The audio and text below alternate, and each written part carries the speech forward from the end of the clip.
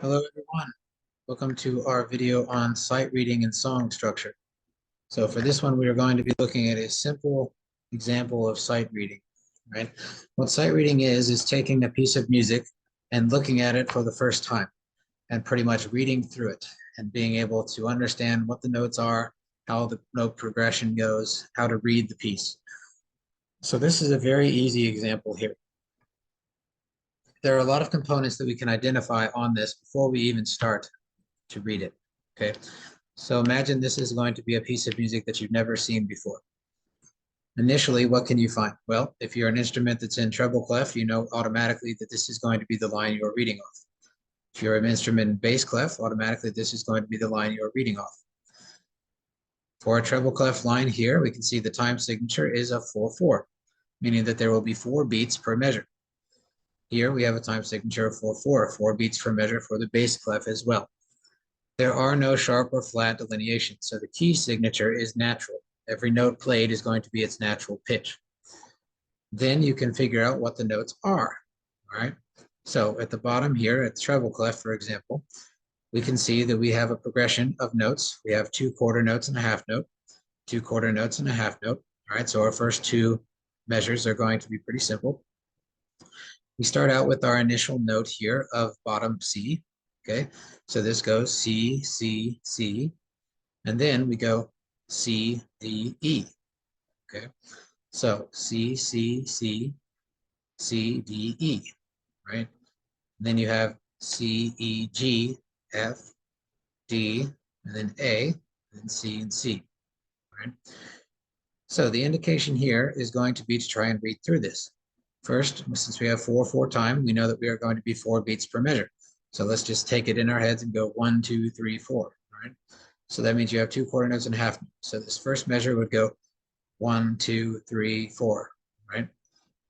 So for this note, if you want to separate them out, you would have it C. Let's say it's C is at C pitch. So C is like a ah. You would have 2 quarters. So ha ha ha, right? 1, 2, 3, 4. 1, 2, 3, 4.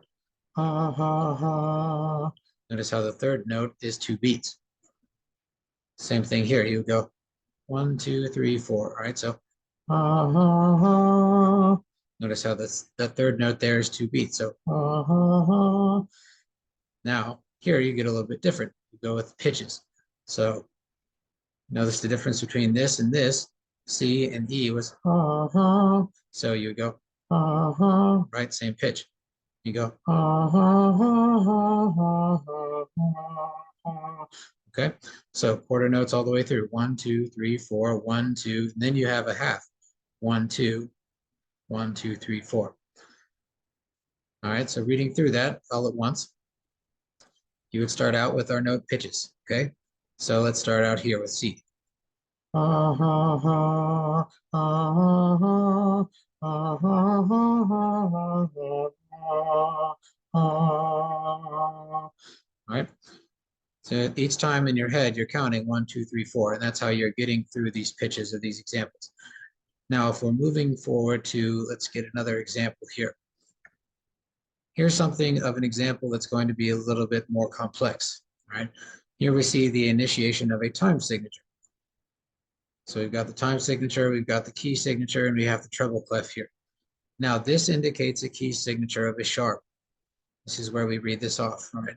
And this sharp symbol is over top of where we see F. That means that anytime that there's an F note, it is going to be played as a sharp. So you have an F, let's say, where's the first F? Yeah, F here, okay? So F here in our second of the eighth notes. That means you're going to have a sharp. So this is going to go with an eighth note, right? This indicates an eighth note here. We have a quarter note indication here. This is going to be an eighth with the staccato, right? This is, sorry, not a staccato, an elongated beat. So instead of going da-da for an eighth, you would go da-da, you would go da-da, all right? So it's elongated a little bit. This indicates an eighth with the 16th involved. So instead of going da-da-da, you go da-da-da, right? So it's a lot faster in the middle. Here's another eighth indication, this upside down one. Another eighth with a slur going in there with this, an eighth into another slur. So basically what I'm showing you here is that the key signature, let's say the F sharp signature, is going to be followed all the way through. So instead of going, let's say we're starting out here with the G, F, G sequence. So let's say the G is right? If G is that means F would be right? Here, if we have a sharp, F would be a sharp. So instead of going it would go all right? It would be a little bit higher. Another indication of this is going to be down here. We have an E to an F. So instead of going it would go notice how that's a little bit higher, right? So nope. All right, yep, a little bit higher there. So you would play a sharp every time.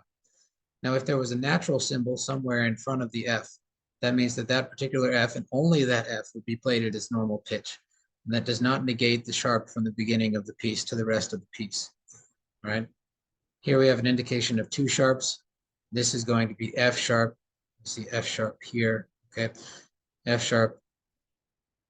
Down here we have four sharps, right? F sharp, G sharp, C sharp, D sharp.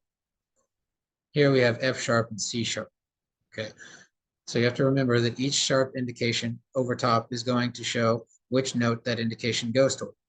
This is an F, right? This is a C, this is a G, and this is a D. And that means that each time we come across those notes in the piece, they will be played as a sharp. So when you're reading through the time signatures, think about it that way. Here's a very simple one, right? And you can use this as sort of an exercise.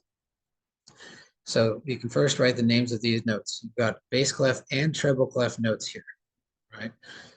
So for instance, if we look through our note progression here, you would have D, F, G, C, right? So D, F, C, G, and that would be the first line usually.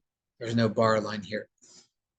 Then we would have an indication here. We would go back up, all right? So we have G, D, G, A, okay? So this entire line would be D, F, A, C, right? D, F, A, C. Here we have a G. G, D, G, A, all right? This one, we write these notes out, so you put the notes in. So for instance, if we had a G up here, here with our second note, so that second line, that means that the second line right here would have a G, and that would be, let's just put it as a quarter note, right? So G is a quarter note. Same thing you would do with D, right? D would be either up above C on the second to the top line, or it would be one underneath this bottom line. Here it's showing you the ledger lines, so you would put it in a different space. Writing CAB above the staff means that you're putting it above the staff line. Below the staff means below the staff line.